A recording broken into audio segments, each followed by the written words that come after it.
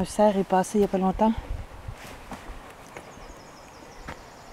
sur un sentier de Val-Saint-Côme. Cette fois, la neige est bien fondue. Il fait un soleil merveilleux. Très chaud après une semaine froide. Avec la verdure et la chaleur, les odeurs se sont réveillées. Ça sent tellement bon. Puis il y a une toute petite brise. Ajoutée au soleil, ben, ça nous épargne une grosse partie des moustiques.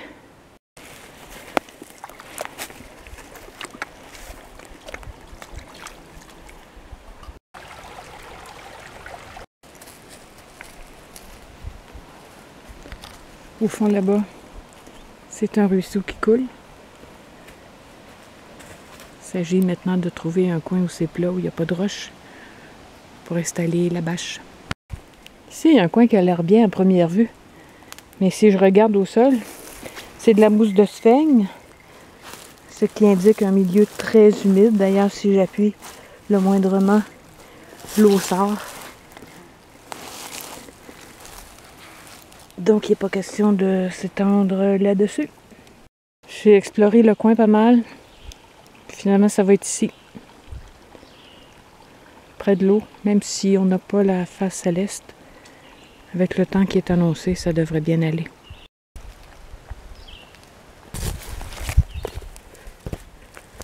Ça, c'est Opération Watkins. Pour le chien autant que pour moi.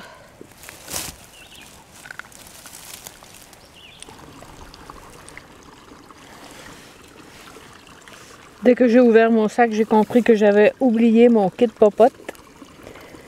Donc, le réchaud Ikea.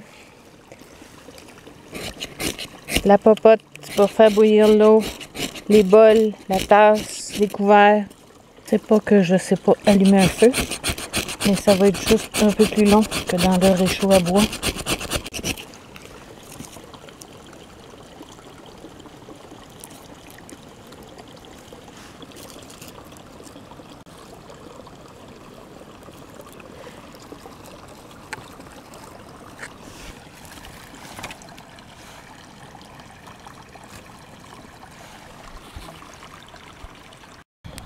Heureusement que j'ai toujours ma tasse GSI, au cas où, et que j'ai pas des repas trop compliqués. Je suis revenue au lyophilisé pour cette fois-ci. Bon, vu le vent qu'il fait, je l'ai monté en A, ou à peu près. Le sol à l'intérieur, je l'ai nivelé, c'est du sol meuble, et j'ai même un petit sapin dans le coin. J'ai donc l'ouverture à l'est, comme je voulais.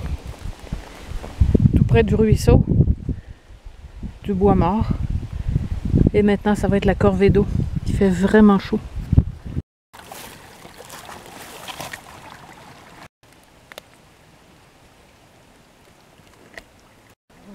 Ces nuages noirs, c'était pas prévu.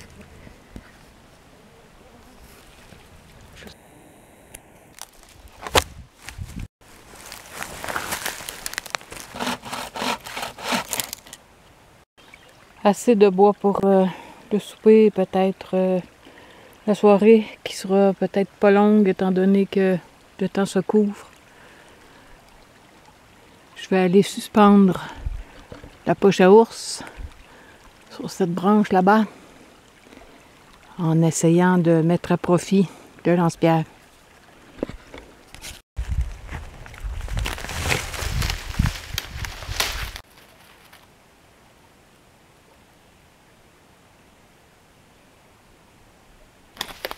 Ouais.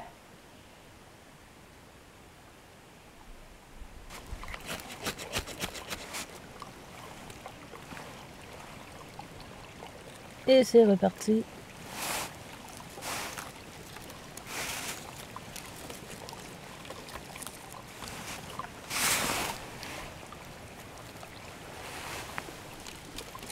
Heureusement, j'avais prévu cette petite popote pour faire un test demain matin. Ça va me permettre de faire cuire mon couscous. J'ai mis là-dedans donc du couscous, des champignons, des courgettes, des tomates, des poivrons rouges, de la protéine de soya, des épices, en particulier du curry, si j'avais pas eu ça, ben il aurait fallu que je le fasse dans ma tasse et puis remettre à plus tard pour le chaga en apéro. Des morceaux de melon miel que j'ai déshydraté. Ça conserve le goût du melon. C'est un petit peu long à mâcher, donc c'est parfait quand on attend le repas. Un beau temps est revenu.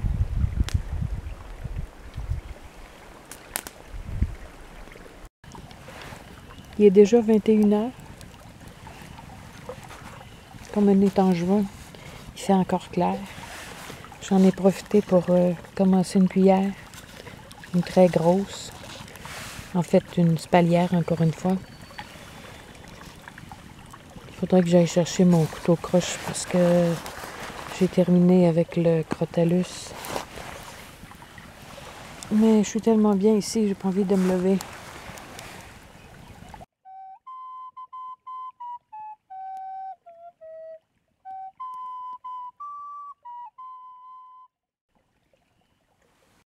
T'es réveillé? Oui? Oui, chien.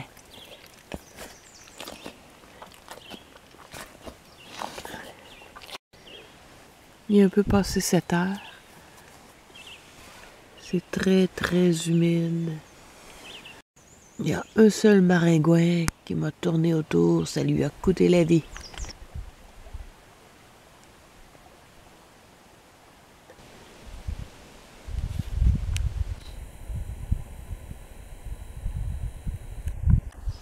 On va aller récupérer ça. Ce matin, je me gâte. C'est quand même pas donné, mais c'est pour la bonne cause, pour tester un produit Happy Yak, qui est une jeune compagnie québécoise dont on dit beaucoup de bien.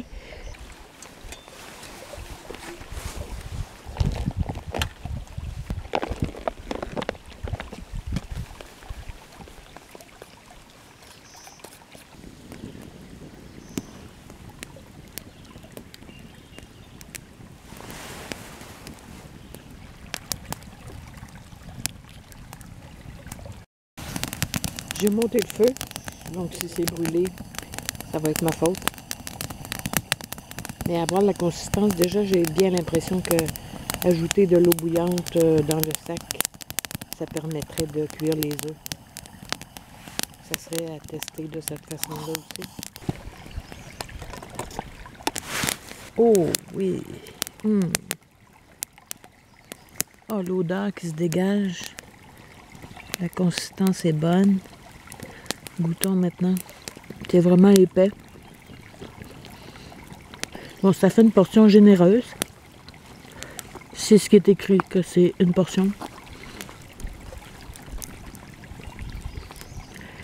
Bon, c'est meilleur que les œufs lyophilisés des autres marques que j'ai déjà essayé. Mais pour 7,99, c'est bon, mais c'est cher. C'est pas tout à fait vrai que ça fait juste une portion. En grattant ce qu'il y avait au fond de la casserole, ça donne une portion pour le chien. Il a l'air de vraiment apprécier. C'est bon, mon chien? On aura beau parler contre l'aluminium. Ce qu'il y a de bien, c'est que même si ça adhère, c'est tellement facile à décoller. Il reste aucune trace.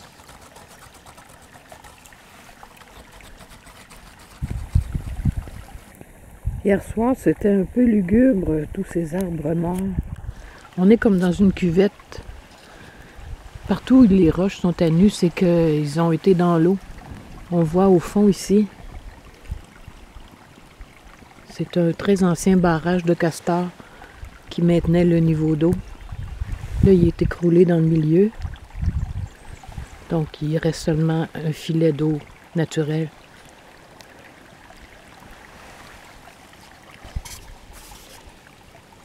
Y a-t-il rien de plus zen que de sculpter une cuillère au soleil, au son du ruisseau, pas de mouches.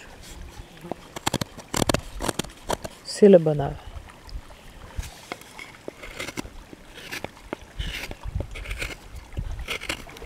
Je me suis demandé si je devais défaire le rond de feu.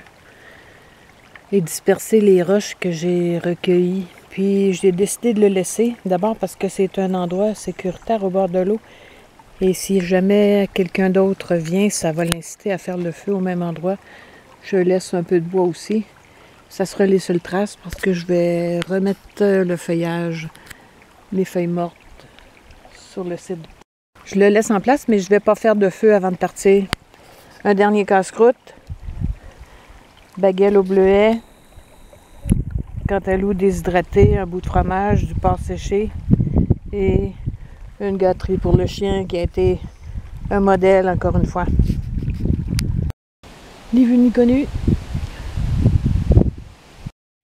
Un dernier coup d'œil et retour vers le sentier.